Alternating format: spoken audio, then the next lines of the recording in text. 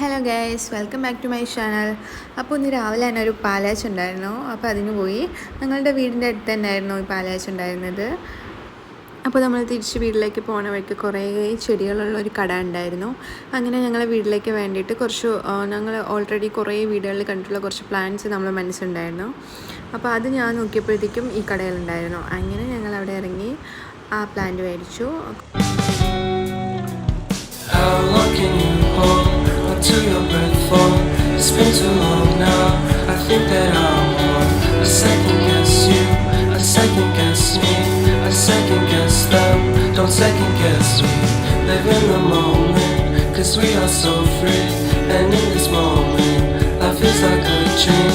Live in the moment, cause we are so free. And in this moment, life is like a dream.